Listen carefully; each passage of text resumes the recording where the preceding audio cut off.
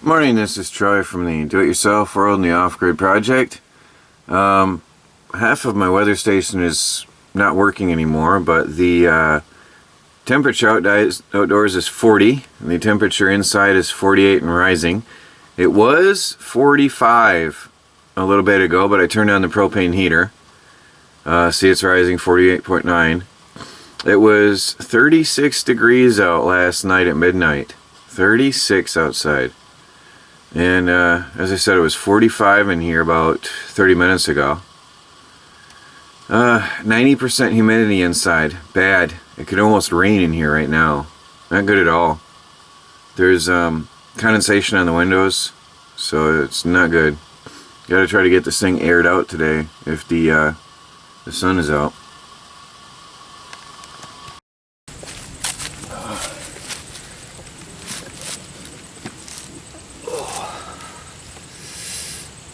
Morning, this is Troy from the Do-It-Yourself World and the Off-Grid Project. Just sitting here in the sun trying to get warm. I thought I was tougher than I was. 48 degrees this morning, running around in just a sweatshirt. Thought I was going to be okay, but being cold long term is not comfortable. I don't care what anybody tells you. It's just not comfortable long term. And the RV is freezing cold and dark. I have the Mr. Heater Buddy, but I'm trying to be sparing because some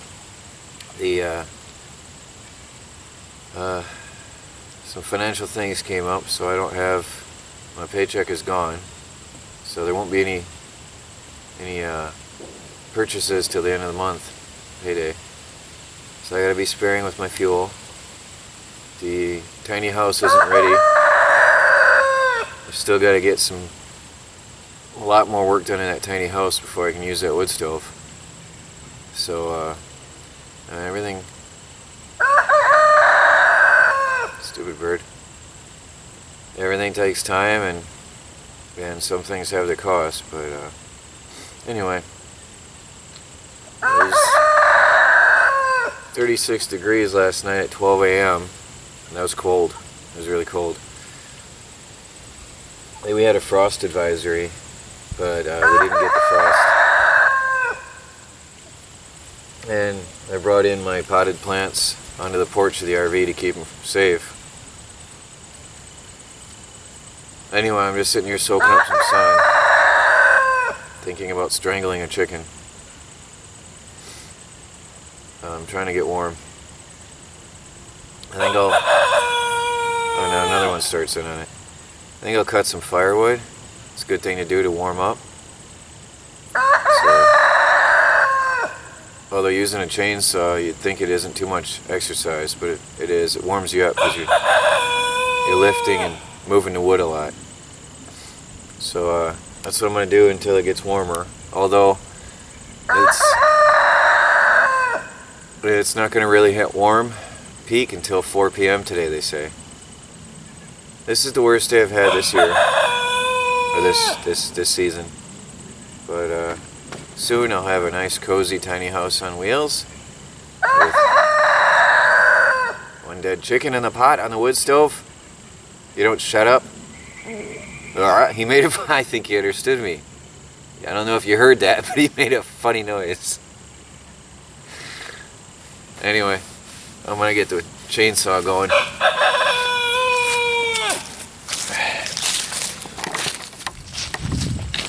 What do you think, guys? Chicken stew? Huh? Do you want to be on a dinner table? Huh? You want to be dinner?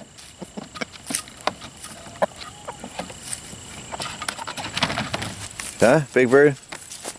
He eats dirt when I'm near him. Show me he's boss.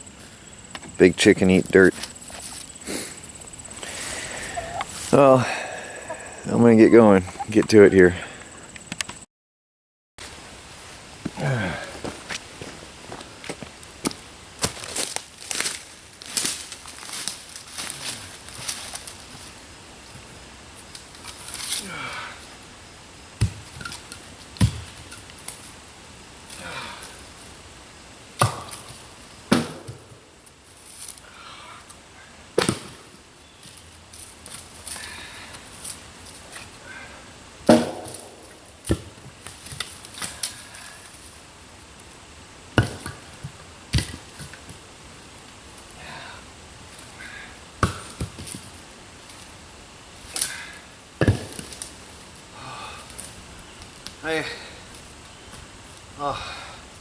Not cold anymore. Doesn't take a lot to get warmed up out here. Sorting out my wood that I cut. It's really a mess down in here.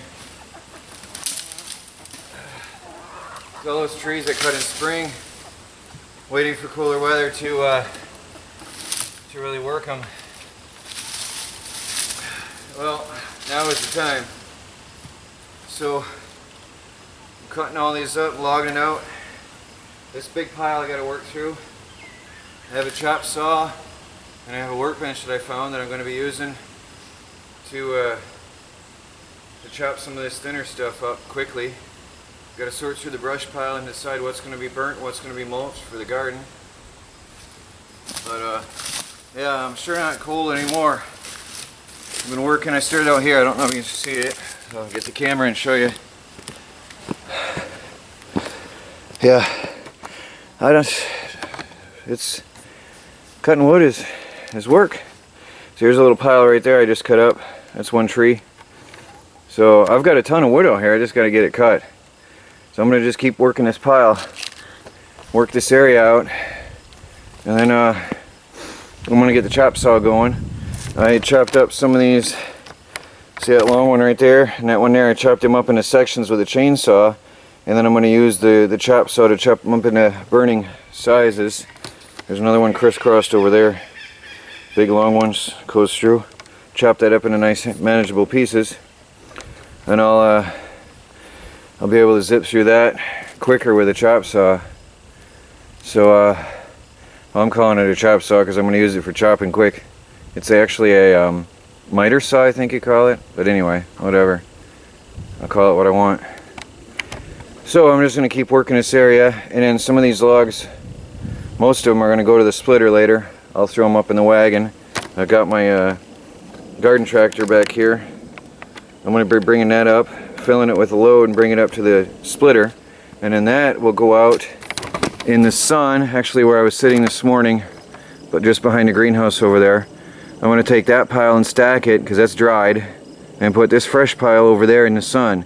I just keep rotating. Yes, it's double work, but that's a nice sunny spot, and it's doing its job. It's taking this wet, uncured wood that I thought would cure through the summer, even stuff I had cut and logged, it didn't cure. And so I'm going to take that, split it, and put it on the drying rack. And that only took a couple weeks, actually. I could have pulled that out of there a couple weeks ago. So I'll definitely have a lot of wood. I've got all this to finish chopping up too and splitting. I've got piles everywhere. I've got tons of wood. It's just a matter of getting it ready. You know, now it's cooler weather, so that's perfect. But I'm really torn between working on the tiny house and getting a place to live, and working on the firewood piles. That's also firewood. And all this, you know, because I need heat for the tiny house. So, you know, I'm torn. So I think I'm going to use the cold mornings cutting and the afternoons working inside. God, it's a fridge right now. So, anyway, turn the camera off and keep working here a little bit more. But I'm sweating now in the sweatshirt. Well, now I got this whole bunch here. I've got a whole mess of logs all the way through up to where the chainsaw is. I've cleared a mass of brush out of the way. If you remember, this was dense right here. All this through here was very dense brush. I'm laying up the stuff that's going to be cut with the miter saw. Still got a pile here of brush to sort through, which is going to require the sawzall to chop the twigs off of the branches that I can burn. And here I'm working my way through, and because my tiny house is too close here to the tent and everything else here, and it's really a danger driving my tractor through there, I'm going to have a path right through here from now on, right between these trees, and right on through here and out. I'll move my food bin, the chicken food bin. I can probably move it right up to the chickens, but then I have a pathway to drive right through here, free and easy, and easier access to the tent from now on. And I've been wanting a better driveway, and that's going to be it right there for the garden tractor. Perfect. Flat land. It's also better than that ancient termite mound I've been driving over. I don't know if that really shows up as a mound on camera. There's another ancient mound right there. There the chipmunks actually live in now. But that's rough driving with the tractor. Oh, and there's a whole mess of wood right there that I stacked up. So you can see I did a little bit of cutting today, just in a short time actually. And now I'm going to take a break and rehydrate and take off my sweatshirt because now I'm sweating like mad, and take these over and split them, and then I might even get some more chopping done. I might just work through to lunch today and get a nice wood pile chop today. So time for a water break. I'm just splitting some firewood, but some of these don't want to go. I don't know where it was. I had one, the axe was bouncing right off it like rubber. But I split the ones I can, and I'm about to fire up the tractor. Actually no, first I gotta cut my path out. I've almost finished my path. I'm gonna finish cutting this pieces up here, and then I'll get my tractor and I'll drive through with the load up to the splitter, and then I'll have my driveway eventually here. I cleared out all the wood here. I'm gonna cut a couple more pieces here, and I'll have a path to work through.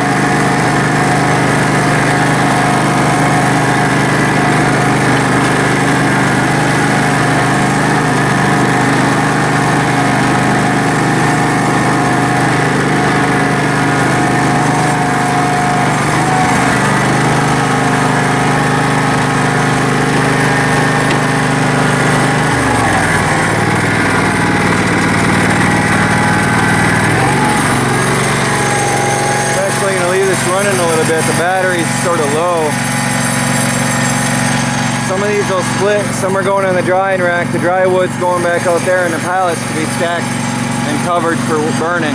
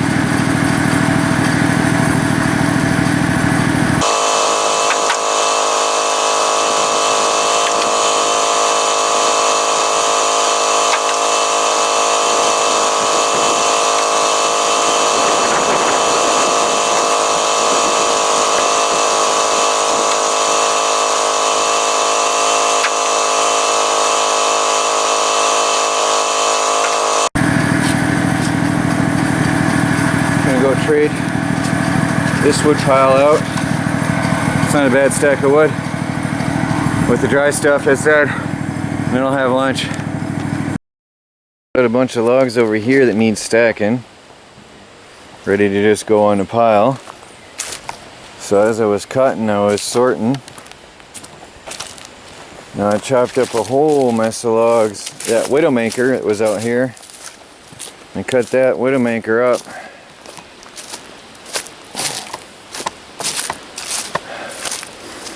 Oh, it smells nice. I don't know what kind of wood that is, but it sure smells nice. I also cut up, there was a bunch of pieces out here that needed cutting.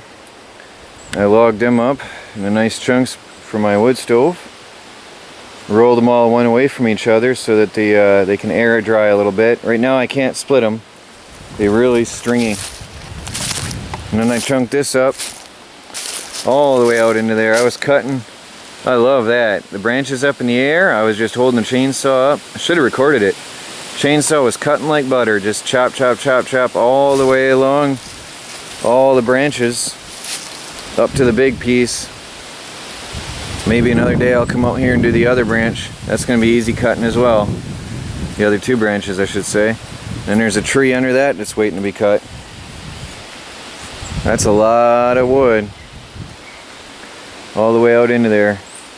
So I'll come out with a trailer and the garden tractor another day, and I'll pick up all this logs that are ready for their perfect wood stove size. Take the ones that need splitting over to the splitter, and then all the rest goes through the chop saw and gets all chopped up. I still got a bunch of branches here hanging through here everywhere that need to be chopped. A lot of branches. Still a lot of work. There's another nice down tree back in there that I didn't knock down, but it's a good one back there. Nice tree. And even this, although it's been on the ground a while, might be some good hardwood. And I get all these branches to clean up. A lot of wood. It's a lot of wood out here yet. And there's a lot of dead standing trees I'm going to take down as I go too. I have a lot of firewood. There's a miniature stack. As I work here, I put them on here. And they're drying out nicely. That'll be ready. A lot of airflow back here. So that'll be ready to burn over this winter. Well, going in for lunch. It's 2 o'clock. It's gonna be a late lunch. I think I earned it today. What I've got here, it looks like flour and water, but it's sawdust and glue. And what I'm making is some wood filler putty, my own putty, and it's pretty much right to where I want it right now. I'll check the camera a little bit more. So I'm not perfect, and I'll admit I was excited about varnishing, and I started varnishing before I filled the gaps in the countertop. So there you have it. I'm going to do it now. I've got to fill all these little gaps. I thought, honestly, the polyurethane would fill the gaps. I really did. But it may not. It might take too long if I try to do it that way. So I'm going to try to smear it up in there by hand.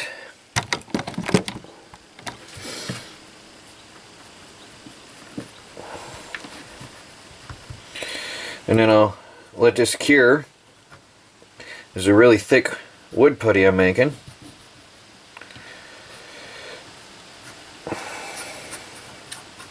And then the varnish can seal off on top of that. And then I'll come along with my homemade wooden scraper here, which is a cedar shim, I think is the right word for it. Which is going to be the scraper.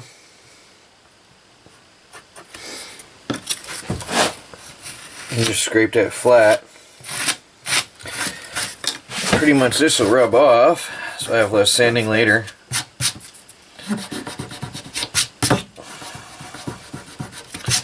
Fill those gaps, rub off the glue. And I've got myself some crack sealer. It's a little bit of work, but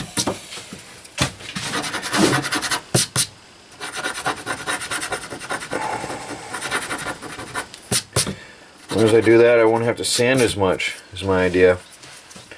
So that gap will be filled up. I still have to sand this pretty much anyway because, look, well, there's some bigger gaps. See, that's why I'm doing this. I don't know if you can see that. That's really bad. So I've really got to fill these up and hope I get this in there. Well, my homemade wood filler is still moist and pliable. I guess I can always add water or more glue if needed. Water might help. This is Harbor Freight glue. It's not really the best. I'm not at all impressed with it in the first place, really, to be honest.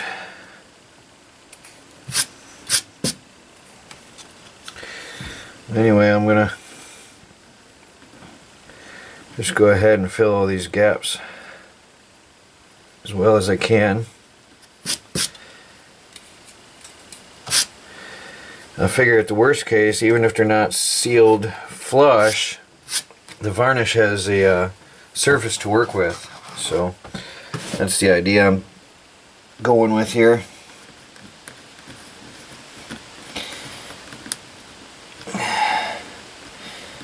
It's not as easy as I thought it would be.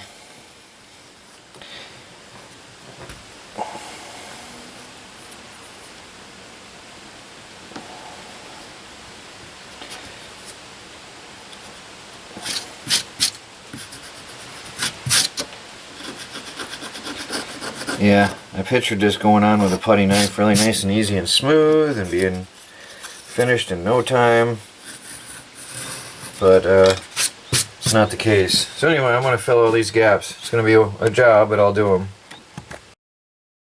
My beautiful counter is no more. Over here I just took the easy way out and I smeared glue in the gaps and then brushed sawdust over top, smeared that into that. Makes for a messier surface to sand later, but it went in so much easier than it was with trying to do the putty. But got the gaps filled in, so I won't have any food and bacteria and junk getting in my countertop. Now it's going to take days of not humid weather, sanding and varnishing and sanding and varnishing and sanding and varnishing until I get the thickness that I want. So I have to let that cure now, probably overnight because it's really humid. And that's it for the day.